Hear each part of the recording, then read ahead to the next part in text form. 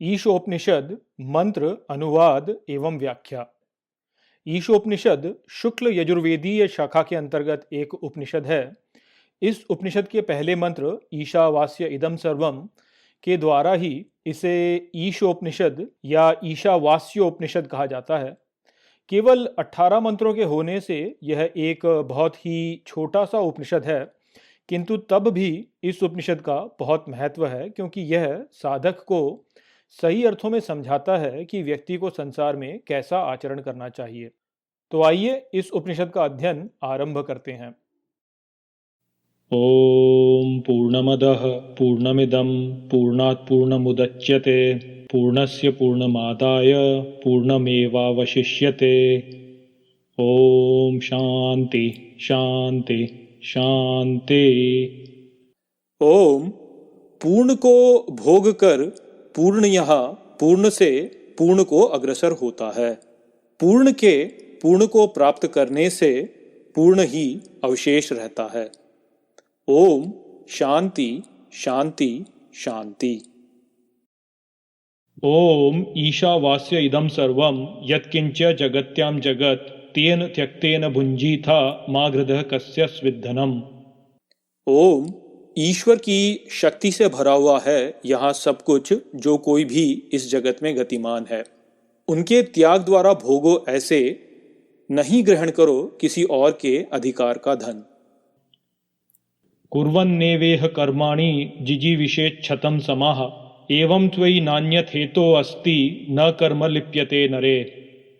करते हुए इस प्रकार यहाँ कर्मों को कामना करो जीने की 100 वर्षों को, और तुम्हारा नहीं अन्य इससे होता है, नहीं कर्म लिप्त नर में। व्याख्या।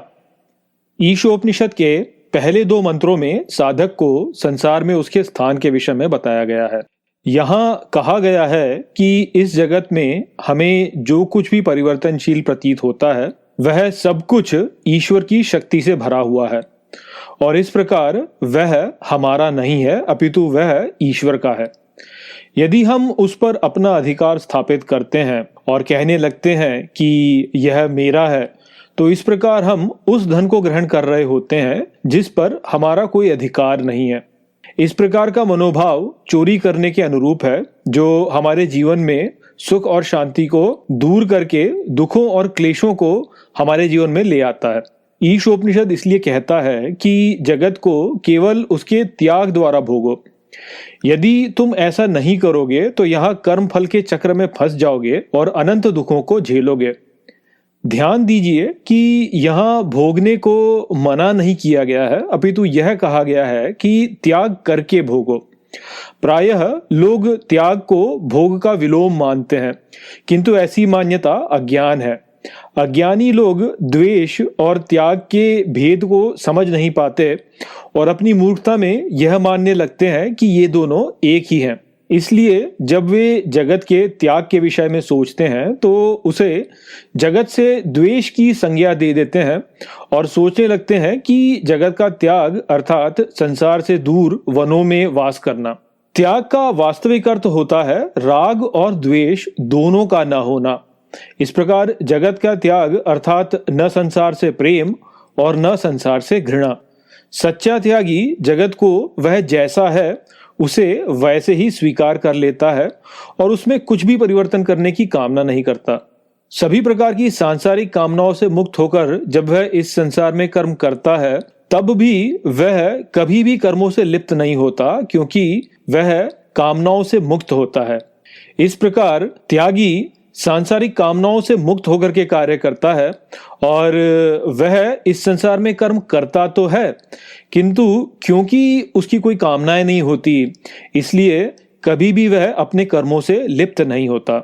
बाहरी संसार में ऐसा व्यक्ति सामान्य सा ही प्रतीत होता है, जो वह सब कुछ कर रहा होता है जो सांसारिक लोग करते हैं, किंतु उसका भीतरी संसार असामान्य होता है, क्योंकि वह इस जगत की किसी भी वस्तु को अपना नहीं मानता। इसलिए उसके मन पर से उनका भार उतर जाता है। ठीक जैसे चोर को सदा यह भय रहता है कि जब उसकी चोरी पकड़ी जाएगी तो जो कुछ भी उसने चुराया वह उससे छीन लिया जाएगा, उसी प्रकार से जब हम ईश्वर की संपत्ति को अपनी संपत्ति मान लेते हैं तो यह हमारी ईश्वर की संपत्ति की चोरी होती है और इस चोरी को करके हम भयभीत हो जाते हैं, क्योंकि हमें यह ही भय रहता है कि ये जो चोरी हमने की है यह हमसे छीन न ली जाए। अर्थात जो संपत्ति ईश्वर की है उसको क्योंकि हमने अपना मान लिया है, तो इसलिए हम भयभीत हो जाते हैं कि ये जो संपत्ति है यह हमसे छीन न ली जाए। किंतु यदि चोर चुराए हुए धन को पुनः उसको लौटा दे जिससे उसने वह चुराया था, तो वह निश्चिंत हो जाता है। उसी प्रकार से जब व्यक्ति ईश्वर की संपत्ति को ईश्वर को ही लौटा देता है, अर्थात यह मानने लगता है कि यह मेरा नहीं है, सब कुछ ईश्वर का ही है, तो वह अपनी सुख शांति को पुनः प्राप्त कर लेता है। उस पर से एक बहुत बड़ा भार उतर जाता है। वह जीवन में अपने सभी कर्तव्यों का निर्वाह करते हुए तथा सभी प्रकार के भोगों को भोगते हुए हमें अवश्य दिखाई देता है, किंतु वह उनसे आसक्त नहीं होता, इसलिए कर्म फल के चक्र में नहीं फंसता। जीवन में सभी को केवल इस प्रकार के मनोभाव को पाने की ही कामना करनी चाहिए। अन्य सभी प्रकार की कामनाएं वास्तव में हमारे लिए अत्यंत हानिकारक हैं। असूर्य नाम ते लोका अंधेन तमसावृताः तांस्ते प्रेत्याभिगच्छन्ति ये के चात्मा हनो जनाः। वे असुरों के लिए जो लोग अंधकार द्वारा तमस से आवृत है, वहां वे मृत्यु से ऊपर उठकर जाते हैं, जो कोई भी और आत्मा की हत्या करने वाले जन हैं। व्याख्या यहां पर आत्महत्या के विषय में बताया गया है। व्यवहारिक जीवन में आत्महत्या से अर्थ होता है अपने शरीर की हत्या कर देना। यह अर्थ इसलिए प्रचलित है क्योंकि अधिकांश लोग स्वयं को अपना शरीर ही मानते हैं। ज्ञानी जानते हैं कि हम हमारा शरीर नहीं है, अपितु हम आत्मा हैं जो हमारे भीतर विद्यमान दृष्टा है, जो सभी अनुभवों को अनुभव करता है। गीता में श्री कृष्ण ने कहा है कि आत्मा अमर है, न इसका कभी जन्म होता है और न ही इसकी कभी मृत्यु होती है। न इसे शस्त्र काट सकते हैं, न इसे अग्नि दहन कर सकती है, न जल इसे गला सकता है और न ही वायु इसे सुखा सकती है। तो आत्मा यदि ऐसा है तो फिर आत्महत्या से यहाँ क्या तात्पर्य है? जब व्यक्ति आत्मा को अनुचित वस्तु से जोड़ने लगता है तो वह ही वास्तविक आत्महत्या होती है। अर्थात जब व्यक्ति मानने लगता है कि वह उसका शरीर है, तो उसने आत्मा को अनुचित वस्तु से जोड़ दिया होता है और इस प्रकार उसने आत्महत्या कर ली होती है। जो भी व्यक्ति ऐसा करता है वह अंधे तमस में प्रवेश कर लेता है, जो असुरों का लोक है। शरीर नाशवान है, मृत्यु पश्चात इसका कोई अस्तित्व नहीं रहता, अर्थात वह मृत्यु पश्चात असत हो जाता है। और जो केवल थोड़े ही समय के लिए अस्तित्व में रहता है उसके पश्चात असत हो जाता है, वह वास्तव में असत ही होता है और यह असत अविद्या का स्थान है। मृत्यु पश्चात जो व्यक्ति स्वयं को अपना शरीर मानता है वह इस अविद्या में ही प्रवेश कर लेता है। यह वही स्थान है जिसका वर्णन नासदीय सूक्त के 3 मंत्र में तम आसीत तमसा गुह्यम अग्रे के रूप में किया गया है, अर्थात अंधकार से घिरा अंधकार का स्थान। यहाँ पहला अंधकार तो इंद्रियों के न होने से है और दूसरा अंधकार अज्ञान के द्वारा है। इस अविद्या को अज्ञानी प्रतिदिन सुषुप्ति की अवस्था में अनुभव करता है, जहाँ पहला अंधकार शरीर की सभी इंद्रियों के असक्रिय होने से होता है और दूसरा अंधकार उसके अज्ञान से होता है।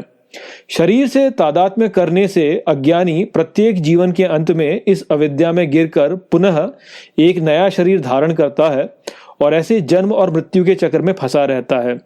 यह आसुरी जीवन है जहां व्यक्ति सदा मृत्यु से भयभीत रहता है और इस भय के कारण ही व्यक्ति की सभी समस्याएं उत्पन्न होती हैं।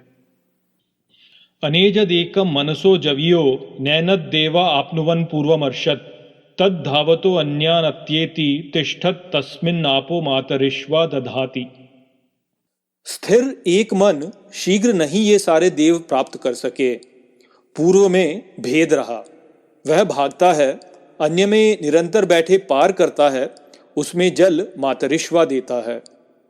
व्याख्या ऐतरेय उपनिषद में हमने जाना था कि कैसे आत्मा ने पुरुष को अविद्या के समुद्र में से ऊपर उठाकर सभी देवताओं को उस पुरुष के शरीर में विभिन्न स्थानों पर स्थापित कर दिया और फिर स्वयं उस शरीर के कपाल की दरार में से प्रवेश कर उसे चलायमान कर दिया। यदि आपने उस वीडियो को नहीं देखा तो कृपया उस वीडियो को देखें, क्योंकि वहाँ प्रस्तुत जो विचार हैं वह आपको यहाँ प्रस्तुत विचारों को समझने में सहायता प्रदान करेंगे। यहाँ मैं आपको संक्षेप में उन विचारों को बता देता हूँ।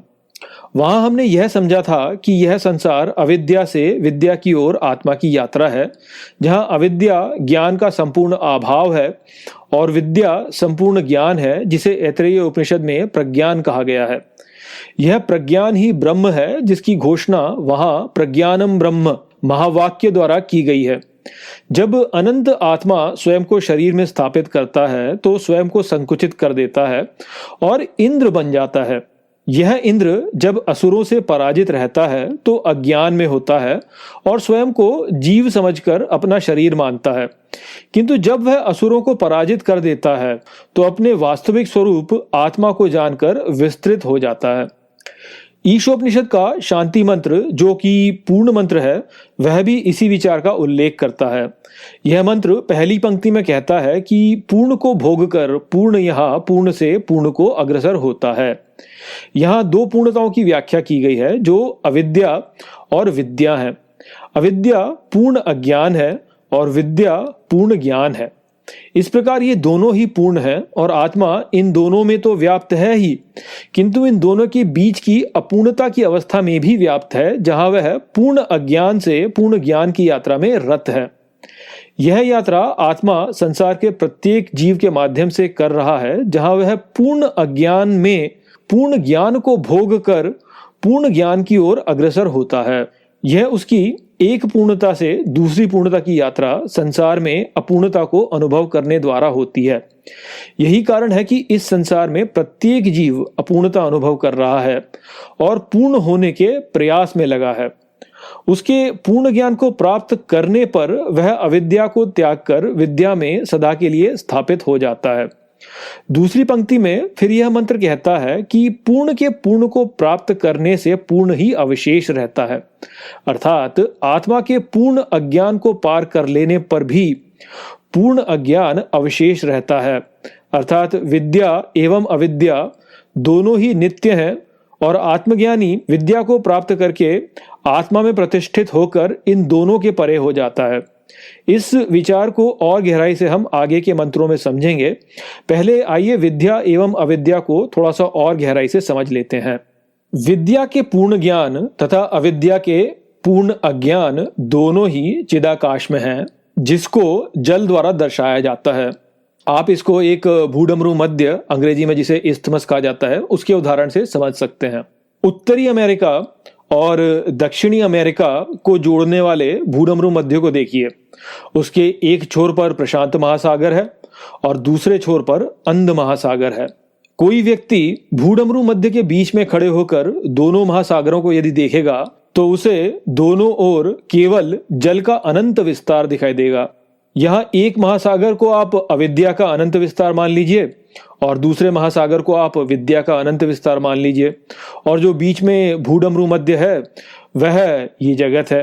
तो यदि इस प्रकार से आप देखते हैं तो आप इस विचार को समझ सकते हैं। देखिए, जिस प्रकार से अंध महासागर और प्रशांत महासागर वास्तव में एक ही सागर हैं, उसी प्रकार विद्या एवं अविद्या वास्तव में एक ही चिदाकाश हैं। अविद्या पूर्ण अज्ञान है, अर्थात वह स्थिति है जहां हमारी इंद्रियां सक्रिय नहीं है और हमें कुछ भी बोध नहीं है, जैसे सुषुप्ति की अवस्था।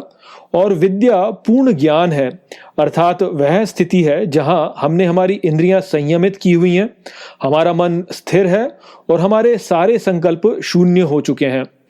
इन दोनों ही स्थितियों में हम एक गहरे अंधकार की निलंबित अवस्था में होते हैं और इसलिए मृत्यु पश्चात ये दोनों अवस्था वास्तव में एक ही है, जो कि चिदाकाश है। यहां कहा गया है कि मातरिश्वा जल देता है। मातरिश्वा शब्द का अर्थ होता है माता में चलायमान करने वाला, जहां माता से अर्थ है प्रकृति। प्रकृति में सब कुछ प्राण द्वारा चलायमान होता है और प्राण वायु से संचालित होते हैं, इसलिए मातरिश्वा वायु देव हैं। किंतु सभी देव क्योंकि ईश्वर द्वारा ही अपनी शक्ति प्राप्त करते हैं, इसलिए मातरिश्वा यहाँ ईश्वर का ही कार्य कर रहे हैं और आप कह सकते हैं कि वह ईश्वर को ही दर्शाते हैं। कई जन्मों पहले ईश्वर ने मातरिश्वा के रूप में हमें अविद्या में से बाहर निकाला और हमें एक शरीर दे दिया। कई जन्मों में यदि हम मृत्यु के समय एक स्थिर मन रह सकेंगे तो विद्या में स्थित होकर पुनः उसमें ही समा जाएंगे जिसमें से हम आए हैं। ईश्वर जब हमें प्राण फूंकते हैं तो हमारे भीतर की अग्नि प्रज्वलित हो जाती है और हम संसार को अनुभव करने लगते हैं। यह ही मातरिश्वा का हमारे शरीर रूपी घड़े में जल भरना है। ये पूरी क्रिया ईश्वर द्वारा संचालित जगत की लीला है जिसे देवता भी नहीं समझ सकते। एक व्यक्ति में आत्मा संकुचित होकर जीव का रूप धारण कर लेता है। यह जीव शरीर में बैठे सब कुछ अनुभव करता है और किसी अनुभव से राग करता है और किसी अनुभव से द्वेष करता है। इस राग द्वेष से ही उसकी गति निर्धारित होती है कि वह अपने कई जन्मों में किस प्रकार के भावों को प्राप्त करता है।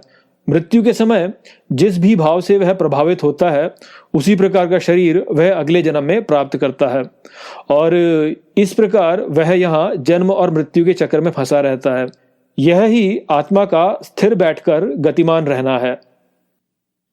तदेजति तन्नैजति तद्दूरे तद्वन्तिके तदंतरस्य सर्वस्य तदु सर्वस्यास्य बाह्यतः।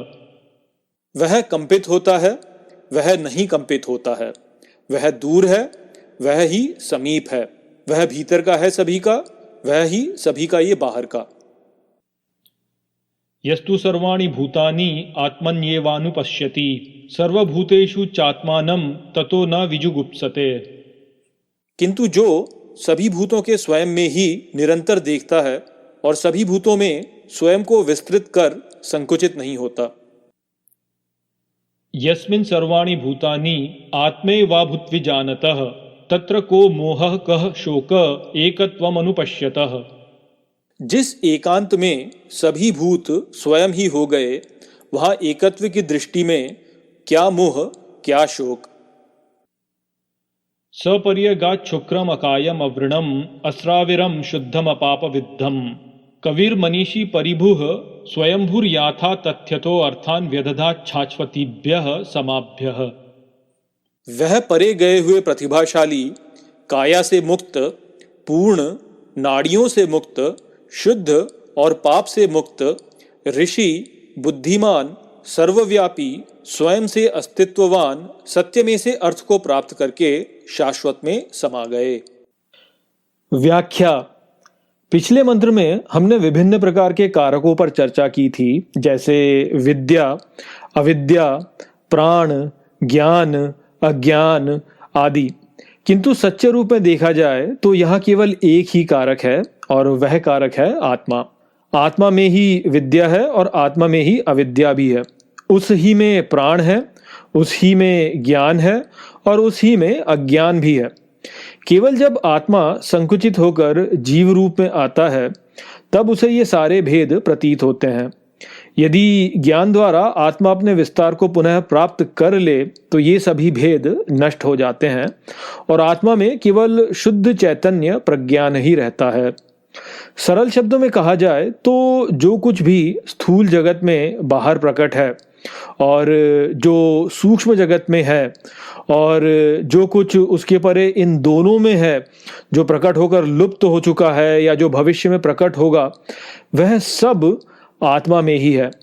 अब क्योंकि प्रकटीकरण कंपन से होता है और आत्मा प्रकट एवं अप्रकट दोनों में है, इसलिए आत्मा कंपित होता भी है और नहीं भी होता। ज्ञानी में आत्मा जीव के बहुत समीप होता है, जबकि अज्ञानी में आत्मा जीव से बहुत दूर होता है। तो इस प्रकार से वह समीप भी है और दूर भी है। आत्मा जीव के हृदय में बैठा है, किंतु बाह्य जगत भी आत्मा द्वारा ही प्रकट है, इसलिए वह भीतर भी है और बाहर भी है। अज्ञानी जीव संसार में पृथकता देखता है और इसलिए इसकी विविधताओं से प्रभावित हो जाता है। संसार में जो वस्तु उसकी धारणाओं के अनुकूल होती है वह उनसे प्रेम करता है, जबकि जो वस्तु उसकी धारणाओं के प्रतिकूल होती है उनसे वह द्वेष करता है। इस प्रकार ऐसा व्यक्ति संसार में द्वैत देखने लगता है, जैसे कि मेरा एवं तेरा, या अच्छा एवं बुरा, या सुंदर एवं कुरूप, या मान तथा निंदा आदि। इस प्रकार के द्वैत वो देखने लगता है। ऐसे द्वैत की दृष्टिकोण वाले व्यक्ति का तादात्म्य उसकी काया से हो जाता है तथा उसका मन स्वार्थ से प्रभावित हो अशुद्ध हो जाता है। इस प्रकार वह व्यक्ति असत्य में प्रतिष्ठित होकर के मूढ़ तथा पापी हो जाता है और जीवन में बहुत से दुख झेलता है।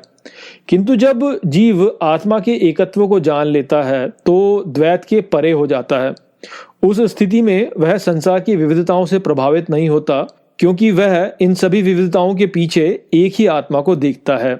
ऐसा व्यक्ति संसार में ही रहता है किंतु इसकी माया से मुक्त होकर अपना जीवन व्यतीत करता है। उसके लिए न कुछ मेरा रहता है, न कुछ दूसरे का रहता है, न कुछ अच्छा रहता है, न कुछ बुरा, न कुछ सुंदर रहता है और न ही उसके लिए कुछ कुरूप रहता है। इस प्रकार स्वयं को आत्मा जानकर वह सदा के लिए सत्य में प्रतिष्ठित हो जाता है। तब वह सभी दृष्टिकोणों के ऊपर उठकर संसार को उस रूप में देख पाता है जैसा वह वास्तव में है। सत्य के सच्चे अर्थ को जान लेना ही सच्ची संपत्ति है, क्योंकि यही वह है जो सदा हमारे साथ रहती है। इसीलिए हमारे पूर्वजों ने संपत्ति को अर्थ कहा है। अंधम तमः प्रविशन्ति ये अविद्याम उपासते ततो भूय इव ते तमो यऊ विद्यायां रताः। अंधे तमस को प्रवेश करते हैं जो अविद्या में आसन ग्रहण करते हैं।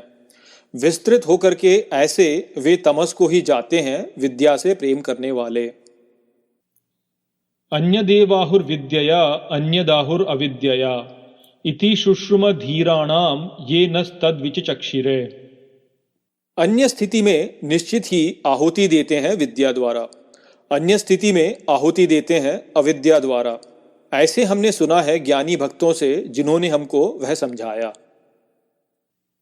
विद्याम च अविद्याम च यस्तद्वेदो भयं सह अविद्यया मृत्युम तीर्त्वा विद्यया अमृतम अश्नुते। विद्या और अविद्या का जो वह साथ में ज्ञानी होकर अविद्या द्वारा मृत्यु को पार कर विद्या द्वारा अमृत को प्राप्त होता है। व्याख्या।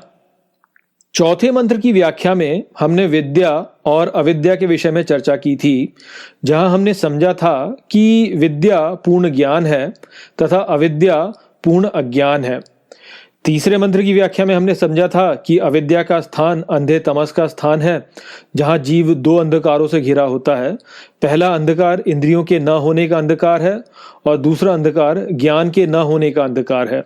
यहाँ उसी विषय को 9वें मंत्र की पहली पंक्ति में पुनः दोहराया गया है कि अंधे तमस को प्रवेश करते हैं जो अविद्या में आसन ग्रहण करते हैं। जो व्यक्ति जीवन में ज्ञान पाने का प्रयास नहीं करते वे मृत्यु पश्चात अविद्या में गिरते हैं, क्योंकि उन्होंने अपने जीवन में ज्ञान चक्षु विकसित नहीं किए होते।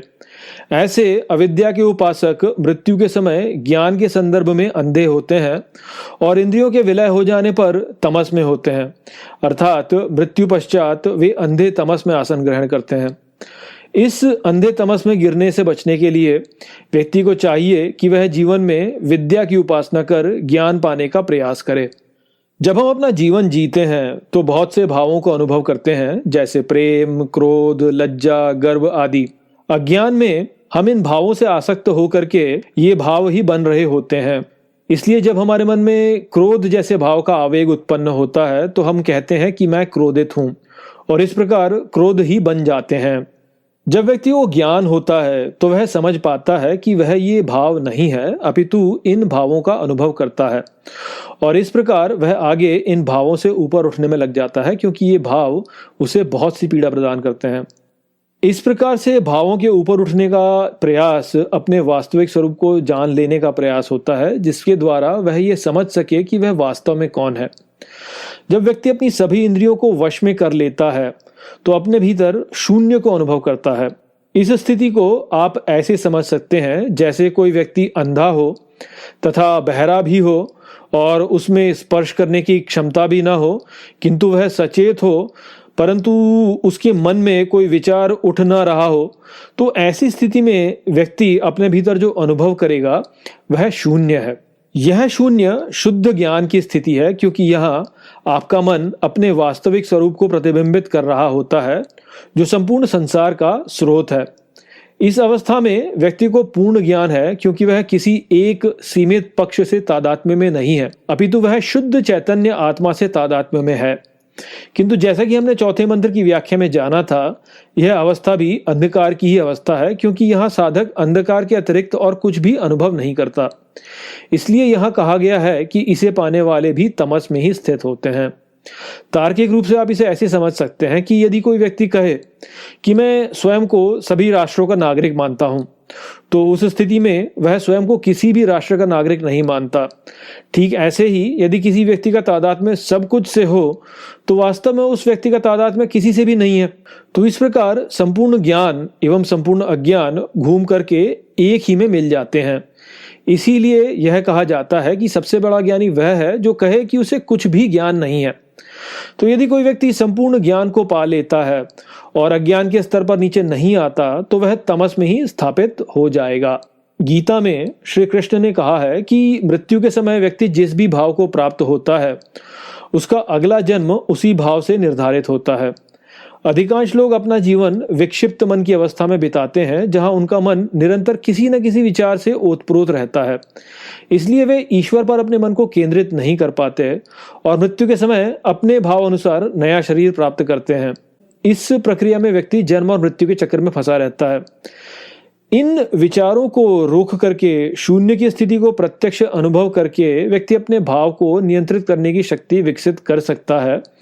यही कारण है कि साधक को अपनी साधना में ध्यान करने के लिए कहा जाता है, ताकि वह अपनी इंद्रियों को वश में करके अपने भाव को नियंत्रित कर सके और मृत्यु के समय एक निश्चित भाव में रह करके अपने अगले जन्म को निर्धारित कर सके। जो साधक मृत्यु के समय भाव शून्य हो जाते हैं, वह मृत्यु के समय शून्य में प्रतिष्ठित हो जाते हैं और इस प्रकार शून्य को ही प्राप्त होते हैं, जो कि चेतना का संपूर्ण लोप है। और इस प्रकार से तमस ही है, क्योंकि यहाँ पर चेतना प्रतिबिंबित नहीं हो रही होती है, वह केवल एक गहरे अंधकार में एक प्रकाश की किरण के रूप में जा रही होती है। तो ऐसा जो साधक होता है, फिर वो आगे संसार को कभी अनुभव नहीं करता, क्योंकि उसकी चेतना शून्य की ओर केंद्रित होती है। तो इस प्रकार से हम देख सकते हैं कि अंधे तमस को प्राप्त व्यक्ति और ज्ञान द्वारा शून्य के तमस को प्राप्त व्यक्ति में एक भेद होता है। अंधे तमस को प्राप्त व्यक्ति का पुनर्जन्म होता है, जबकि ज्ञान द्वारा तमस को प्राप्त करने वाले व्यक्ति का पुनर्जन्म नहीं होता। किंतु विद्या के साधकों के साथ में एक खतरा रहता है। वास्तव में ऐसा साधक जब आरंभ में शून्य को अनुभव करता है, तो उसमें शांति के आनंद की अनुभूति करता है। किंतु यह जो शांति है, वह वो केवल ध्यान में ही अनुभव कर पाता है, और जब वह ध्यान के बाहर आता है तो उस सुख को वह खो देता है। उस आनंद को एक बार अनुभव कर लेने पर वह इसे पुनः प्राप्त करने की कामना करता है। यह आनंद वास्तव में इतना शक्तिशाली होता है कि इसके आगे व्यक्ति को फिर अन्य सभी सांसारिक सुख फीके लगने लगते हैं। तो इस प्रकार से साधक का संसार से वैराग्य तो स्वतः विकसित हो जाता है, किंतु उसकी इस शून्य की अवस्था से आसक्ति हो जाती है। इस आसक्ति को ही यहाँ विद्या में रति कहा गया है। ऐसी आसक्ति मादक पदार्थों के आदि होने के अनुरूप होती है, जो साधक की प्रगति में बहुत बड़ा अवरोध बन जाती है। वह साधक जो विद्या से आसक्त हो जाता है, वह विद्या में स्थित रहने के लिए अपने सांसारिक कर्तव्यों की अवहेलना करने लगता है।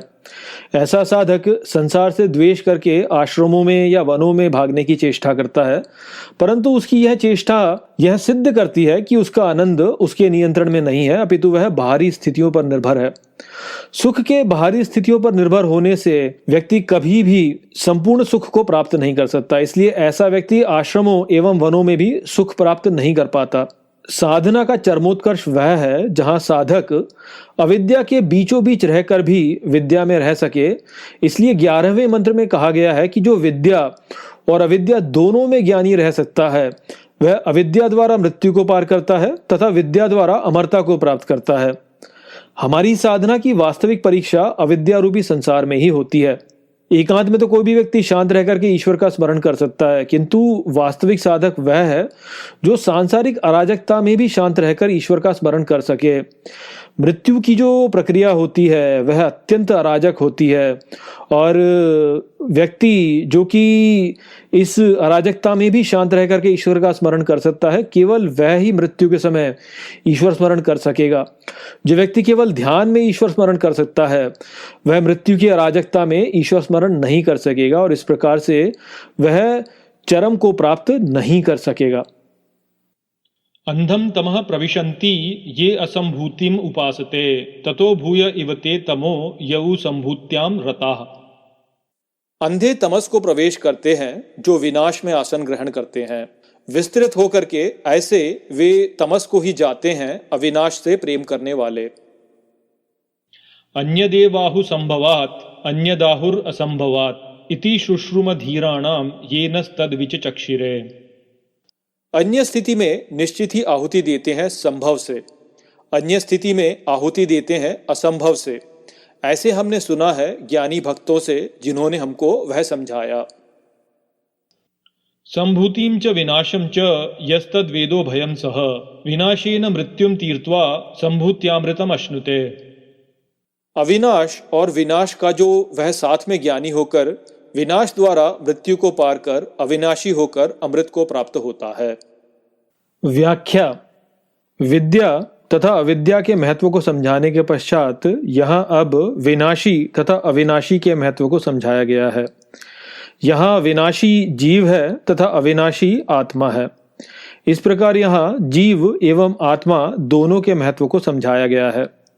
जो व्यक्ति केवल जीव के स्तर पर है और संसार में पृथकता देखता है वह मृत्यु पश्चात अंधे तमस को प्राप्त होता है, क्योंकि उस पर दो आवरण हो जाते हैं, एक तो अज्ञान का आवरण और दूसरा इंद्रियों के नष्ट होने का आवरण।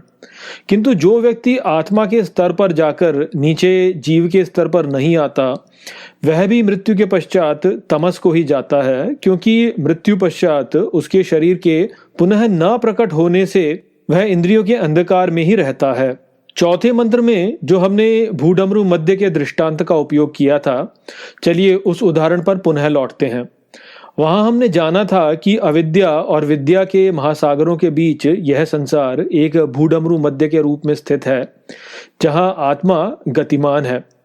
हमने वहां यह भी जाना था कि वास्तव में ये विद्या एवं अविद्या के महासागर एक ही चिदाकाश हैं और दोनों ही शुद्ध तमस की अवस्थाएं हैं, जहां हम वासनाओं से मुक्त गहरे अंधकार की निलंबित अवस्था में होते हैं। इसलिए यहाँ संसार के दो छोरों पर उपस्थित अविद्या एवं विद्या के दो महासागरों को हम एक ही सागर कह सकते हैं और उसे जल कह सकते हैं। जब मातरिश्वा महासागर के अनंत जल में से थोड़ा सा जल शरीर रूपी घड़े में भर देता है तो यह संसारी जीव का जन्म होता है।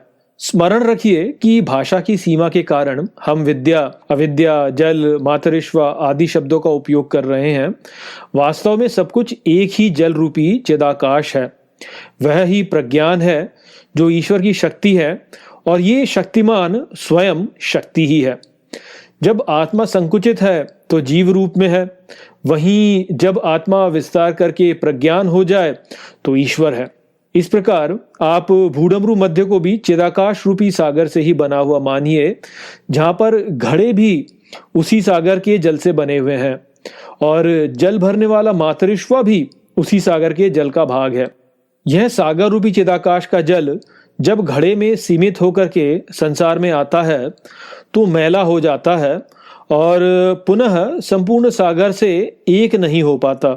यदि जीव रूपी संकुचित मैला जल ज्ञान प्राप्त न करे तो एक घड़े के नष्ट होने पर पुनः एक नए घड़े का निर्माण कर लेता है। धीरे धीरे यह जल साधना द्वारा शुद्ध रहने की क्षमता विकसित कर लेता है। इस शुद्ध अवस्था में यह जल संपूर्ण ज्ञान प्राप्त कर लेता है और इसे पुनः चिदाकाश रूपी शुद्ध सागर के जल से एक किया जा सकता है। यहाँ पर जल के लिए दो विकल्प उपलब्ध होते हैं, या तो वह पुनः सागर से मिल जाए या वह शुद्ध घड़े में ही शुद्ध रूप से रहे और इस संसार में ईश्वर की सेवा करे। पहले विकल्प में वह पुनः तमस में गिर जाएगा और दूसरे विकल्प में वह नए शरीरों को प्राप्त करेगा, किंतु अब वह ईश्वर के सेवक के रूप में जन्म लेगा। इस प्रकार हम यहाँ तीन स्थितियों को देख सकते हैं। पहला अज्ञानी का विनाश, जहां वह जीव रूप में शरीर से तादात्म्य में है और शरीर के मृत्यु पश्चात अंधे तमस में गिरता है तथा पुनः नया शरीर प्राप्त कर जन्म मृत्यु के चक्र में फंसा रहता है। दूसरा ज्ञानी का अविनाश, जहां वह आत्मज्ञान प्राप्त करके शून्य में विलीन हो जाता है और इस प्रकार तमस में निलंबित रहता है और पुनः नया शरीर प्राप्त नहीं करता। तीसरा ज्ञानी का एक साथ विनाश एवं अविनाश, जहां वह आत्मज्ञान प्राप्त करके ईश्वर को समर्पित हो जाता है और ईश्वर के सुख के लिए नए शरीरों को प्राप्त कर मृत्यु अनुभव करता है और साथ ही स्वयं को आत्मा जान जन्म मृत्यु को केवल मिथ्या स्वप्न के रूप में देख अमृत रहता है। अब आप यहाँ देख सकते हैं कि अपितु दूसरी एवं तीसरी स्थिति में साधकों ने ज्ञान प्राप्त किया, किंतु इन दोनों के भावों में भेद है। जहाँ दूसरी स्थिति में साधक शांत भाव प्राप्त करता है, वहीं तीसरी स्थिति में साधक प्रेम भाव को प्राप्त करता है। शांत भाव में साधक प्रगाढ़ अंधकार अनुभव करता है, जैसे मानो कि वह बहुत गहरी नींद में अनंत काल के लिए समा गया हो, जबकि प्रेम भाव में साधक अनंत प्रेम को अनुभव करता है और इस प्रकार सदा के लिए ईश्वर प्रेम में भाव विभोर हो जाता है। अब यह साधक पर निर्भर है कि वह किस भाव को प्राथमिकता देता है, किंतु एक बात यहाँ निश्चित ही स्पष्ट है कि हम सभी को पहली स्थिति से दूर रहना चाहिए, क्योंकि वह स्थिति असुरों की स्थिति है जहाँ व्यक्ति अनंत दुखों को झेलता है। हिरण्मयेन पात्रेण सत्यस्यापहितं मुखम तत्वं पूषान पावृणु सत्य धर्माय दृष्टये। स्वर्णमयी पात्र द्वारा सत्य का मुख ढका हुआ है, उसको तुम हे पोषण करने वाले अनावरित करो सत्य धर्म को दृश्यमान करने के लिए। व्याख्या। पिछले सभी मंत्रों का सार यहाँ इस मंत्र तथा अगले मंत्र में प्रदान किया गया है। यहाँ कवि कहता है कि सत्य एक स्वर्णमयी पात्र से ढका है, उसको तुम हे पोषण करने वाले हमारे लिए अनावरित करो ताकि हम सत्य धर्म को देख सकें। यह जो जगत हम अपने चारों ओर देखते हैं, यह एक प्रकार का प्रकाश का प्रक्षेपण है जो सुषुप्ति के समय लुप्त हो जाता है और हमारे स्वप्न तथा जागृत अवस्था में यह प्रकट हो जाता है।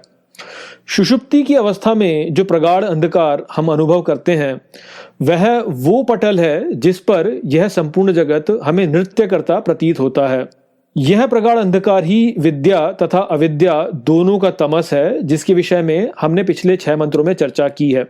जो व्यक्ति विद्या से द्वेष करता है वह मृत्यु पश्चात इसी तमस में गिरता है, किंतु वह पुनः जन्म लेता है, और जो अविद्या से द्वेष करता है वह भी इसी तमस में गिरता है, किंतु वह पुनः जन्म नहीं लेता।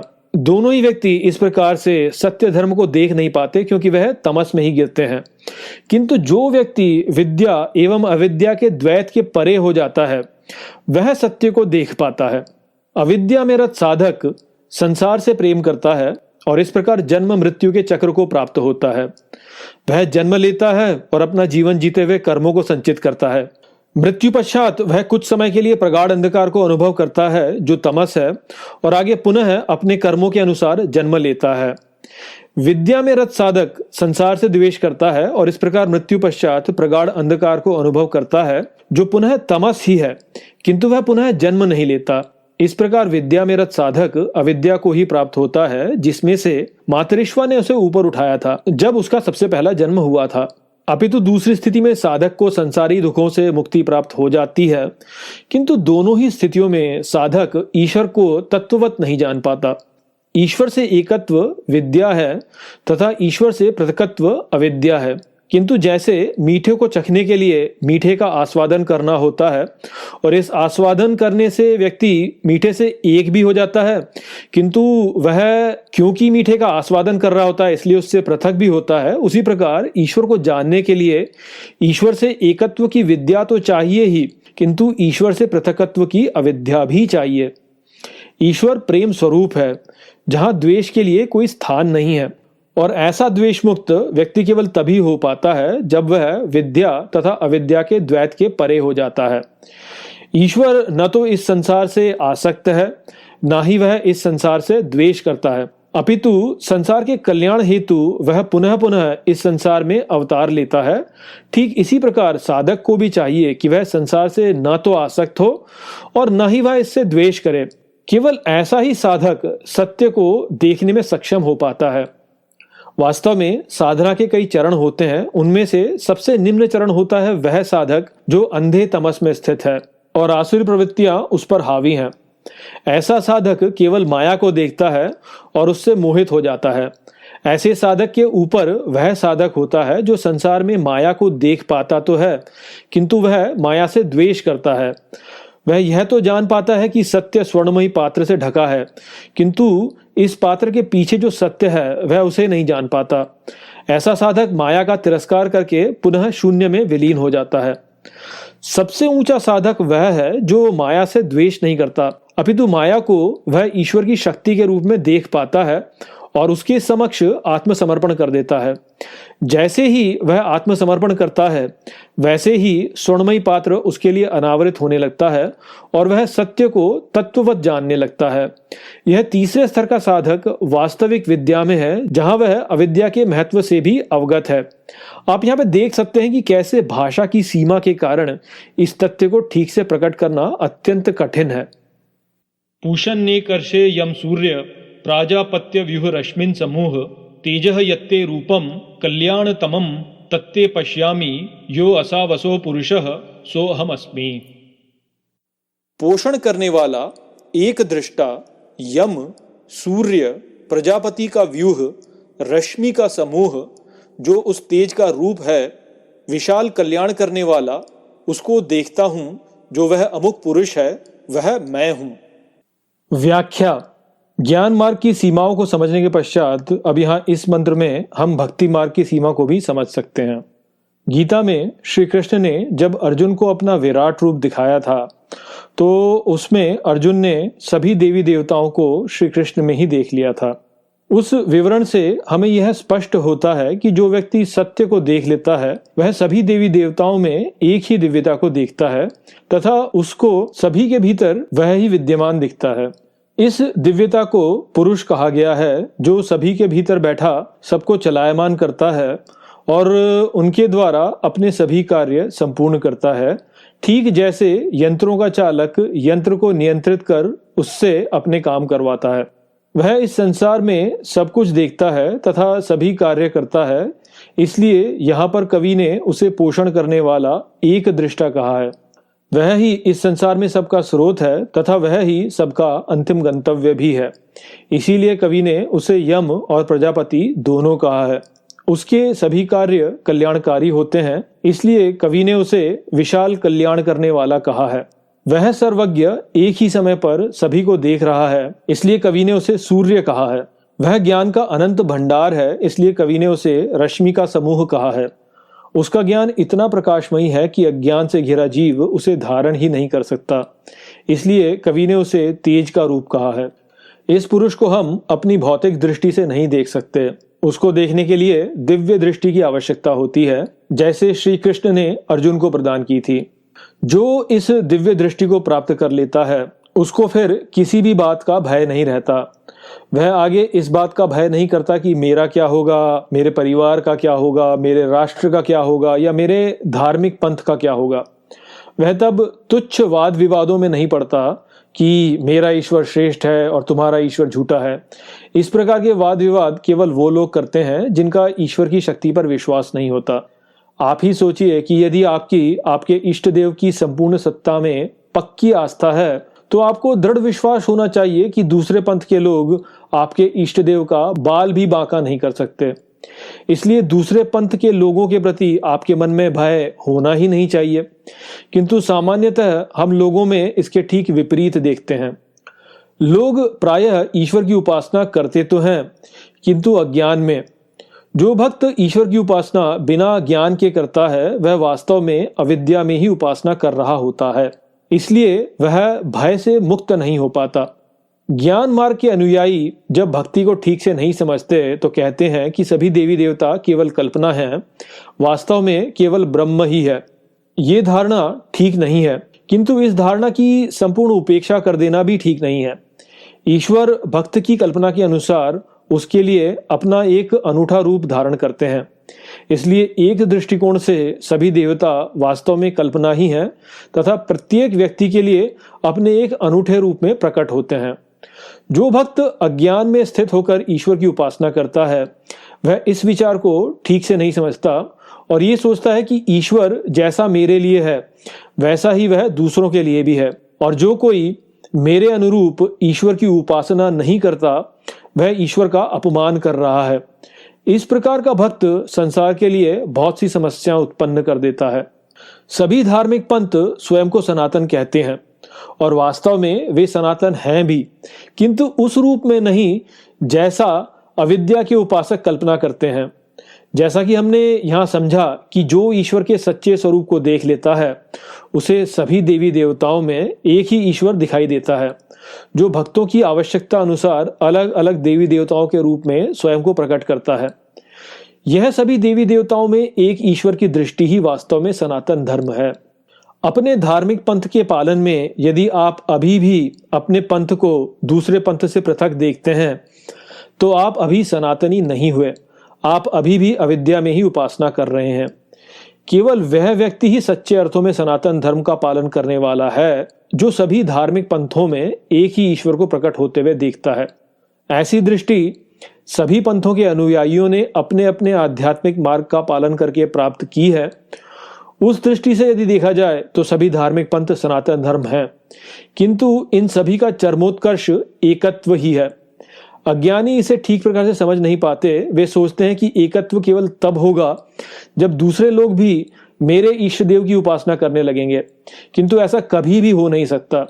इस प्रकार के उपासक अविद्या में ही रहते हैं और मृत्यु पश्चात वह अंधे तमस को प्राप्त होते हैं। ऐसे अज्ञानी लोग अपने अपने पंथ की रक्षा में रत हैं और वास्तव में स्वयं को अपना शरीर तथा अहंकार ही मानते हैं जिसने एक विशेष पंथ में जन्म लिया है। उनको यह भय है कि उनका यह सीमित पंथ जिससे वे आसक्त हैं वह नष्ट न हो जाए, इसलिए वे दूसरे पंथों से भय करते हैं और उन पर अपनी इच्छा बलपूर्वक थोपना चाहते हैं। ऐसे मूढ़ व्यक्ति कभी भी एकत्व को अनुभव नहीं कर पाते और व्यर्थ के वाद विवाद में उलझकर स्वयं को पीड़ित करते हैं और दूसरों को भी पीड़ा प्रदान करते हैं। एकत्व केवल वह अनुभव कर पाता है जो स्वयं के भीतर उपस्थित उस पुरुष को देख लेता है जो यहाँ सब कुछ नियंत्रित करता है। जो उसे देख सकता है वह बोध में एकत्व को प्राप्त होता है तथा व्यवहार में समत्व को प्राप्त होता है। उसके लिए सभी धार्मिक पंथ एक ही हो जाते हैं और उसे सभी पंथों की शिक्षाएं एक ही की ओर निर्देशित दिखती हैं। इसलिए इस तेरे ईश्वर और मेरे ईश्वर के भेद से ऊपर उठिए और जानिए कि एक ही ईश्वर पूजनीय है और सबको उसकी अनन्य भक्ति करनी चाहिए, किंतु यह अनन्य भक्ति प्रत्येक भक्त की अपनी अनूठी हो सकती है। जब आप किसी अन्य के इष्ट देव की निंदा करते हैं तो आप अपने इष्ट देव की ही निंदा कर रहे होते हैं। इसलिए किसी के भी इष्ट देव की हमें निंदा नहीं करनी चाहिए। सत्य को ठीक प्रकार से समझिए। यह ब्रह्मांड एक दिव्य यज्ञ है और जो भी आप इसको अर्पित करते हैं वह ही आपके लिए यहाँ लौट करके आता है, जिसका अर्थ हुआ कि जैसी आपकी दृष्टि वैसी ही आपकी सृष्टि। यहाँ दृष्टि विद्या है तथा सृष्टि अविद्या है। पुरुष दृश्यमान होने से विद्या है तथा प्रकृति दृश्य रूपी सृष्टि होने से अविद्या भी है और विद्या भी है। आप ही पुरुष हैं और आप ही प्रकृति हैं। पुरुष होकर के जैसा भी रूप आप इस प्रकृति को देते हैं यह जगत वैसा ही आपके लिए हो जाता है। इसलिए आपके लिए आप ही वास्तव में सत्य हैं। आप ही पुरुष हैं और आप ही प्रकृति भी हैं। यह पुरुष जिसको यहाँ कई नामों से पुकारा गया है वह आप ही हैं और ये जो संसार आपने अपने अहंकार से तादात्म्य करके स्वयं के लिए निर्मित किया हुआ है वह भी आप ही हैं। इस प्रकार से आप क्षेत्रज्ञ हैं। क्षेत्र और क्षेत्रज्ञ दोनों एक ही हैं। पुरुष विद्या है तथा अहंकार द्वारा अनुभव किया जा रहा जगत अविद्या है। यह अविद्या माया के रूप में व्यक्ति को भ्रमित करती रहती है। जब तक व्यक्ति माया के आगे समर्पण नहीं करता तब तक अविद्या में ही रहता है। जब वह माया के आगे समर्पण कर देता है तो वह विद्या की ओर अग्रसर होता है। तो जो केवल अविद्या में है वह देहात्म बोध के कारण संसार में पीड़ा अनुभव करता है और इसका रसास्वादन नहीं कर पाता। जो केवल विद्या में है वह संसार को अनुभव ही नहीं कर पाता, इसलिए कोई भी रस प्राप्त नहीं कर पाता। किंतु जो विद्या तथा अविद्या दोनों को एक साथ धारण करता है वह संसार में रह करके ईश्वर प्रेम का निरंतर रसास्वादन करता है और गहन आनंद को अनुभव करता है। वह अपनी इच्छा से यहाँ शरीर धारण करता है तथा इच्छा से शरीर को त्यागता है और ईश्वर की लीलाओं का आनंद लेता है। यह ही सच्चा ज्ञान है और यह ही सच्ची भक्ति है जो आध्यात्म का चरम है। हम सबको चाहिए कि हम इस प्रकार की भक्ति को प्राप्त करने की ही कामना करें जो कि ज्ञान से प्रेरित होती है। वायुरनिलम अमृतम अथेदम भस्मांतम शरीरम ओम कृतोस्मर कृतम स्मर कृतोस्मर कृतम स्मर। प्राण वायु अमृत अब यहाँ भस्म होकर के शरीर ओम जो नष्ट किया स्मरण करो, जो निर्माण किया स्मरण करो, जो नष्ट किया स्मरण करो, जो निर्माण किया स्मरण करो। व्याख्या। हमारा शरीर यांत्रिक रूप से प्राण द्वारा ही चलायमान है और इन प्राणों को ऊर्जा शरीर की अग्नि में भोजन को अर्पण करने के द्वारा प्राप्त होती है। इस प्रकार पुरुष हमारे शरीर को इस जगत में प्राण एवं अग्नि द्वारा ही चलायमान करता है। अपितु पुरुष सर्वज्ञ आत्मा है, किंतु एक शरीर में प्रवेश करके स्वयं को संकुचित कर लेता है और स्वयं को एक सीमित जीव मान लेता है। एक शिशु जब जन्म लेता है तो वह अविद्या के गर्भ में से ही प्रकट हुआ होता है, इसलिए उस पर अविद्या का बहुत सा प्रभाव होता है। इस अविद्या के प्रभाव के कारण ही वह एक अबोध की ही स्थिति में रहता है। ऊपरी रूप से हमें वह शिशु निर्दोष प्रतीत होता है, किंतु उसके सूक्ष्म शरीर में बहुत से संस्कार होते हैं जो उसके विकास करने पर धीरे धीरे स्वयं को व्यक्त करते हैं। इन संस्कारों का निर्माण उस शिशु ने अपने पिछले कई जन्मों में किया होता है। शिशु अवस्था से जब वह बाल्यावस्था को प्राप्त होता है तो उसके बोध में विकास होने से उसमें स्वयं के होने का बोध उत्पन्न होता है और इस प्रकार उसका अहंकार प्रकट होता है। ऐसा नहीं है कि इस अहंकार का निर्माण उसने इस जन्म में किया है। वास्तव में यह अहंकार एक संस्कार है जो उसमें पहले से ही विद्यमान था और अब शरीर के उचित अवस्था में पहुंचने से वह स्वतः प्रकट हो रहा है। हमारे संस्कार ठोस नहीं अपितु परिवर्तनशील हैं। अभ्यास के द्वारा हम इनको सशक्त भी कर सकते हैं और इनको नष्ट भी कर सकते हैं। इस प्रकार से अपने स्वयं के संस्कारों के सृजन एवं विनाश के स्मरण से हम देख सकते हैं कि संस्कारों का स्वयं का वास्तव में कोई अस्तित्व नहीं है। वे अपने अस्तित्व के लिए उस पर निर्भर हैं जो इनका निर्माण करता है तथा इनका विनाश करता है। ऐसे हम देख सकते हैं कि हमारा व्यक्तित्व सदा परिवर्तनशील है। जो व्यक्तित्व हमारा बचपन में था वह युवावस्था से भिन्न था और जो व्यक्तित्व हमारा युवावस्था में था वह प्रौढ़ अवस्था से भिन्न था। प्रायः जब लोगों से पूछा जाता है कि वह कौन है तो वह स्वयं को अपना व्यक्तित्व ही बताते हैं। तो इस प्रकार से यदि देखा जाए तो जो आप स्वयं को अपना अहंकार मान रहे हैं वह केवल संस्कारों का एक समूह है। अब यदि संस्कार परिवर्तनशील हैं और उनका कोई वास्तविक अस्तित्व नहीं है तो फिर जो हम स्वयं को मानते हैं उसका भी कोई अस्तित्व नहीं है। इस प्रकार से यह सिद्ध होता है कि जिस मैं से आप तादात्म्य किए बैठे हैं उसका कोई अस्तित्व है ही नहीं। इसीलिए वैज्ञानिक आज तक हमारे मस्तिष्क के उस स्थान को ढूंढ नहीं पाए जहां से हमारा अहंकार का उदय होता है। अहंकार वास्तव में एक स्वप्न जैसा है जिसका कोई ठोस अस्तित्व है नहीं। जो वास्तव में है वह केवल आत्मा है। जिसको यह समझ में आ जाता है वह स्वयं को न तो कर्ता मानता है और न ही भोक्ता। वह देहात्म बोध से मुक्त होकर शुद्ध चैतन्य आत्मा में प्रतिष्ठित हो जाता है और असीम आनंद अनुभव करता है, जैसे मानो उसके कंधों पर से बहुत भारी बोझ उतर गया हो। इसलिए व्यक्ति को चाहिए कि वह गहराई से निरीक्षण करे कि उसके संस्कार का सृजन कैसे होता है और कैसे वह नष्ट होते हैं।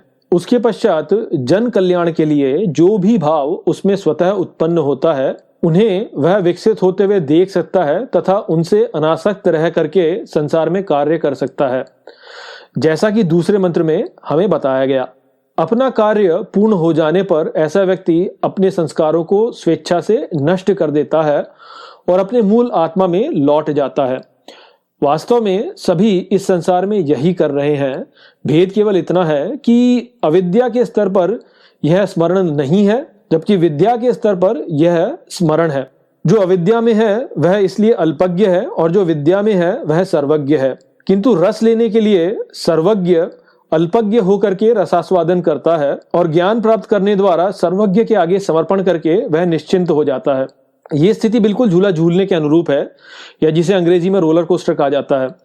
रोलर कोस्टर का वह यात्री जो ज्ञानी है यह जानता है कि वह सुरक्षित है और उस सुरक्षा में वह बिना भयभीत हुए अपनी यात्रा का पूरा आनंद लेता है, जबकि अज्ञानी यात्री उस यात्रा में भयभीत हो जाता है और यात्रा का कोई आनंद नहीं ले पाता।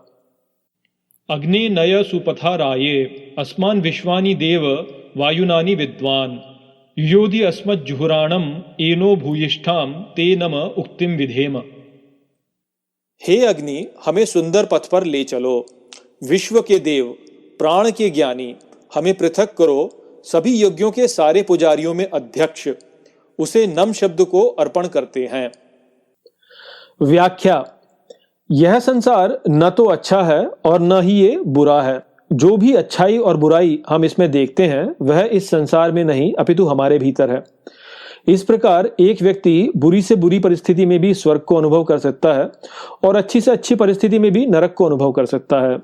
संसार का हमारा अनुभव हमारे संस्कारों पर निर्भर है और जब तक हम अपने संस्कारों के वशीभूत रहते हैं तब तक हम भले ही कितने भी संसारिक सुखों को प्राप्त कर लें, हम दुखी ही रहते हैं। दूसरी ओर यदि हम अपने संस्कारों पर विजय प्राप्त कर लें तो भले ही हमें कोई भी संसारिक सुख प्राप्त न हो तब भी हम सुखी रहेंगे। अपने संस्कारों पर विजय प्राप्त करके ही व्यक्ति माया से मुक्त त्रिगुणातीत हो पाता है, किंतु अपने संस्कारों पर विजय प्राप्त करने के लिए व्यक्ति को उनसे संघर्ष करना होता है। यह ही तपस्या है तथा यह ही यज्ञ है। इस तपस्या एवं यज्ञ का अध्यक्ष अग्नि है। अग्नि को केवल ज्वाला मानने की भूल मत कीजिए।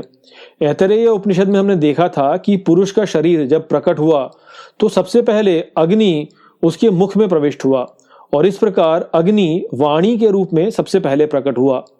अब वाणी क्या है? वाणी कंपन है और कंपन की एक आवृत्ति होती है और इस आवृत्ति में जब परिवर्तन होता है तो शब्द उत्पन्न होता है। स्थूल जगत में यह शब्द पहले ध्वनि के रूप में प्रकट होता है और आगे फिर पदार्थ के रूप में प्रकट होता है। यह ही कंपन जब सूक्ष्म जगत में होता है तो शब्द यहाँ पहले विचारों के रूप में उत्पन्न होता है और आगे मन में उत्पन्न हो रहे दृश्यों के रूप में प्रकट होता है। स्थूल जगत में जब कंपन एक विशेष आवृत्ति पर किसी विशेष पदार्थ में होता है तो हमें यह ज्वाला के रूप में दृश्यमान हो जाता है और हम केवल इसे ही अग्नि मान लेते हैं। वास्तव में इस संसार में जो भी गतिमान है वह अग्नि ही है। इसको आप तापमान के शीतल एवं उष्ण होने के उदाहरण से समझ सकते हैं।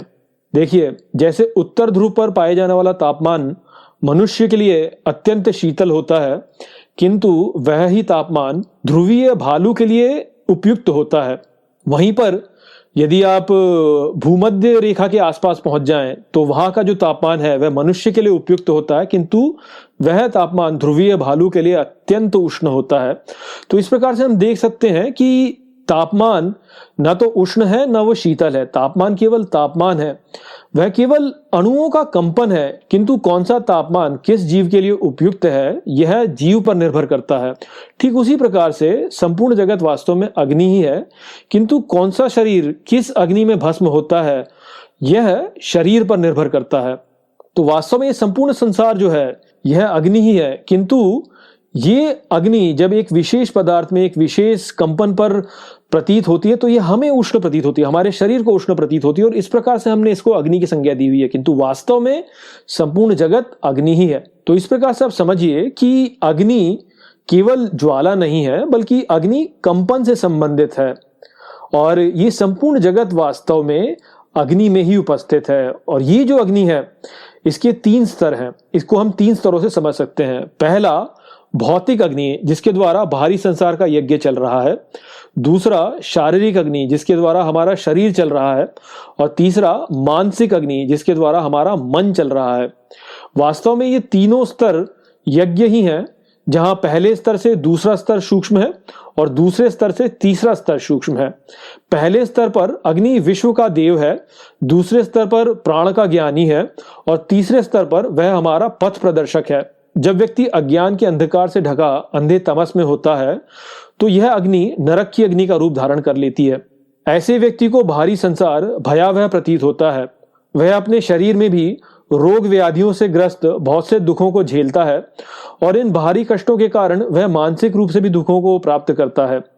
किंतु जब व्यक्ति इसी अग्नि को नमन कर इसको अपना पथ प्रदर्शक बना लेता है तो यही अग्नि तब तपस्या की अग्नि का रूप धारण कर लेती है।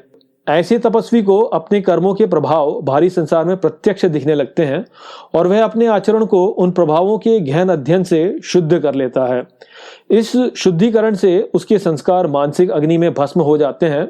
अंतःकरण की ऐसी शुद्धि उसके शरीर को भी शुद्ध कर देती है और उसका शरीर रोग व्याधियों से मुक्त हो जाता है।